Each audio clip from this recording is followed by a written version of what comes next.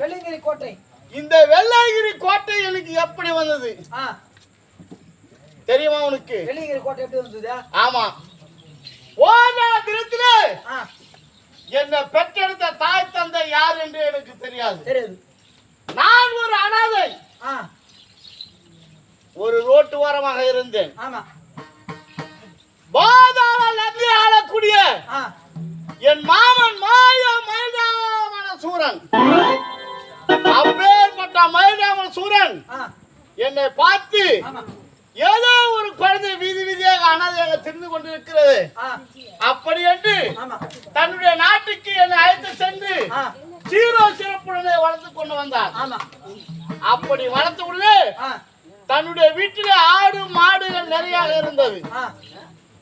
வளர்ந்து ஆளாகி அந்த ஆடு மாடுகளை மேய்த்து கொண்டிருந்தேன்.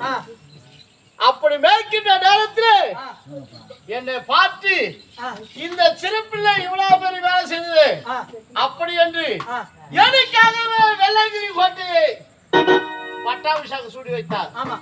அப்படி இந்த அனாதைக்கு ஒரு ஆறுதல் கொடுத்தவர் என் மாமன் மைதாமன சூரன். அப்படி நான் ஒரு பொய்தேவி மேனியாக வளர்ந்து கொண்டு வந்தேன். தன்னுடைய தங்கை தூர தண்டிகை, அழகான ஒரு பெண்மணி. தூர தொண்டியடா, தூர தண்டிகை. அப்பொழுது தன்னுடைய வீட்டாமல் இருக்கும்போது என்னை அறியாமல் எனக்கு காதல் மோகம் வந்து விட்டது. ஆமா, அப்பேற்பட்ட தூர தண்டிகை நான் காதலித்தேன். என் மனைவி பேர் என்ன பேர் தெரியுமா? புறப்பட்டு வா போகலாம்.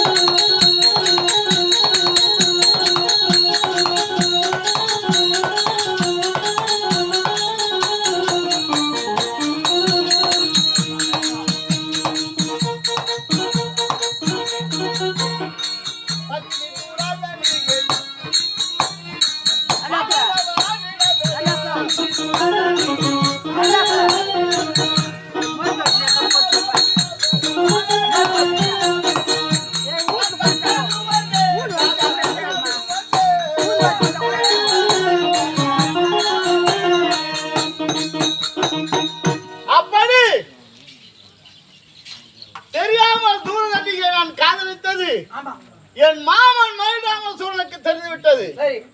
அடடா, இருந்தாலும் இருக்கட்டும், இப்பேற்பட்ட காலகட்டத்தை கொண்டு வந்து வளர்த்தது நம்ம. இப்பேற்பட்ட செயலை செய்து விட்டோம் என்று தன்னுடைய தங்கை தூர்தாண்டியை எனக்கு திருமணமோ செய்து வைத்தார். அவர் கொடுத்தாலும் அது செய்தோம்.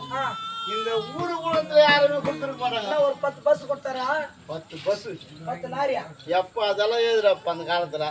அப்படின்னா ட்ரெயின் கொடுத்தாரா? தன்னுடைய தங்கை தூர்தாண்டியை கட்டிய சாலையோடு அனுப்பி விட்டார். கட்டிய சேலையோட ஒரே ஒரு புடவை தான் கட்டி வந்தாங்க முன்னாடி. ஆனால் என்னுடைய மாமன் ஆசை என்ன தெரியுமா? அவர் உயிர் உள்ளவரை இந்த பாதாள நதியை ஒருவனே ஆளணும். அதுதான் அந்த ஆளுக்கு அப்போது ஆசை. யார் வந்தாலும் கொடுக்க மாட்டான். நீயே போய் கேட்டா கூட கொடுக்க மாட்டான். அப்படி தங்கைக்கு சீர்வரிசை என்பது ஒன்று செய்ய வேண்டும் அல்லவா? அதை இது வரைக்கும் செஞ்ச நாளே கிடையாது. நான் போய் மாமா எனக்கு இது கொடு நான் கேட்டதும் கிடையாது.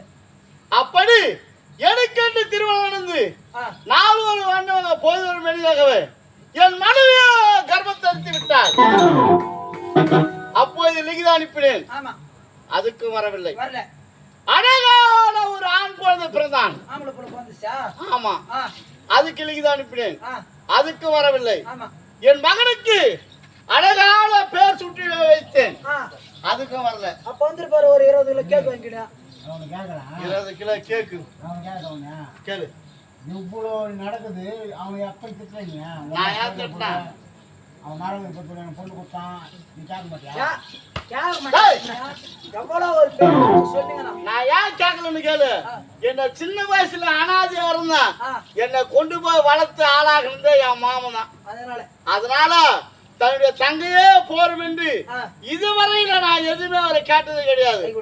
ஆனா திருமணத்தை செய்து வைத்தார தவிர இதுவரையிலும் தங்காச்சி எப்படி இருக்கிறா அப்படின்னு ஒரு நாள் கூட வந்து பார்த்தது கிடையாது. காரணம் என்னன்னு கேளு.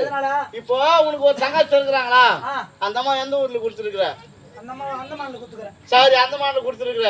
இங்க நீ அந்தமானுக்கு போனா எவ்வளவு ஆகும் உனக்கு செலவு? கொஞ்சபட்சம் 10,000 போறதுக்கே 10,000 ஆகும். ஆனா வீட்டுல உனக்கு வாங்கிட்டு போனோம்னா அது ஒரு எப்படி பார்த்தாலும் ஒரு 3,000 ஆகும். அந்த 3,000 மிச்சாகுமே அப்படின்னு தான் அவர் குறிக்கோள். அவர் ஆசைலாம் பணம் தான். அப்படி இருக்க இதுவரையில் வந்து என்னை பார்த்தது கிடையாது. என் மகனுக்கு பேர் வைத்து விட்டேன். என் மகன் பேரு நீலமேகன். அப்படி நீலமேகன் பேர் வைத்து இந்த திருவுலகத்திலே சீர சிறப்புடன் வாழ்ந்து கொண்டு வருகிறேன். ஆனால் இதுவரையிலும் என் மாமன் என்னை பார்த்தது கிடையாது. தங்காச்சியை கொடுத்த நான் கண்டி இது வரைக்கும் வந்து பாக்குறேன். அவர்தான் வர சொல்லுகிறாரு. ஓ, என்ன ஏற்றிருக்கிறா? இது பெரிய விஷயம். சரி, இருந்தாலும் என்ன காரணம் பார்க்கணும். புறப்பட்டு போறோம்.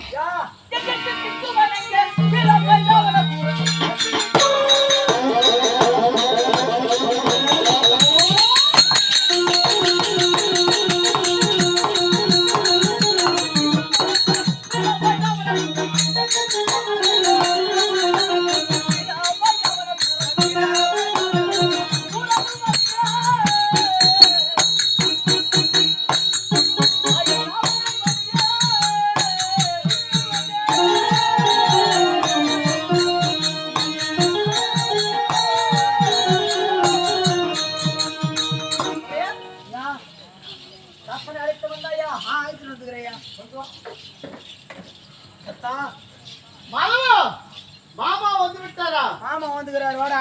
டேய், யாரா வாடான்றா? அவர் எப்பேற்பட்ட கோபமுடையவர், அவர் எப்பேற்பட்ட ராஜா. நான் போய் நேரா வர முடியுமா? அவரை பார்த்து உடனே பணிமுடினு தலை குடிந்து நிக்கணும். அதுதான் என் வேலை. அப்பத்துல இருந்து இப்படிதான் இருக்கிறேன். அவர் காலாகட்ட வேலையை நான் கையால செய்யக்கூடியவன் தான் இந்த காலதத்தை. அவரு தங்கச்சி நீ கல்யாணம் பண்ணிக்க. நான் கல்யாணம் பண்ணிக்கலாம். மச்சானுக்கு மரியாதை அவரு கொடுக்கணும். நீ யானை பேசுற இது அவர் காதல வீசுன்னு வச்சுக்கோ. உன்னை வெட்டுமா என்னையும் வெட்டும். ஹெல்மெட் போட்டுப்பா. ஏன்னா என்ன பத்திரடி. ஐயா கூட்டுகிறாரு. வா. சரி, அவரை பார்ப்பதற்கு நேராக செல்லக்கூடாது. சரி, பனி உடனே எப்படி போனோம்? தலை வணங்கு கை கட்டி தான் போனோம். நீ கூட வரையா? நான் கலிக்கல பையனா. சரி, ஏதோ ஒன்று நடக்குது, ஒன்று நடக்க போகுது. சரி, புறப்படலாமா? மாமா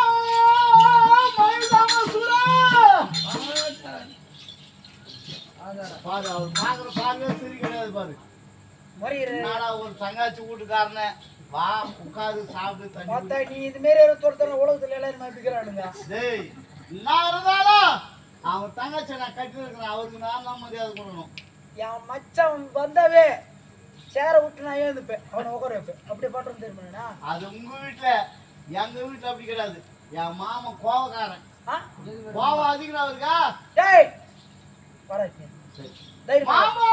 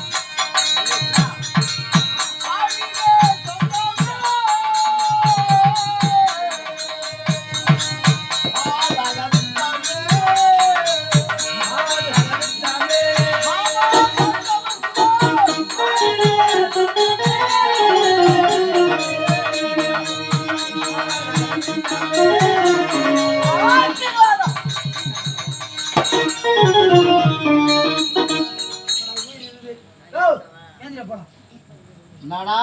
வாயா உன தங்கச்சி கூட வந்து ஏய், எதுக்கு அப்படி சொல்ற? அவன் 8 வச்சுனுங்கறான் அங்க போய் நின்னுங்கறே நீங்க. அடா பாவி, நீ பார்த்தது இதுதான். என்ன அவன் தெரியாம கால் படிச்ச மேல என் மச்சான் மாமா அப்படி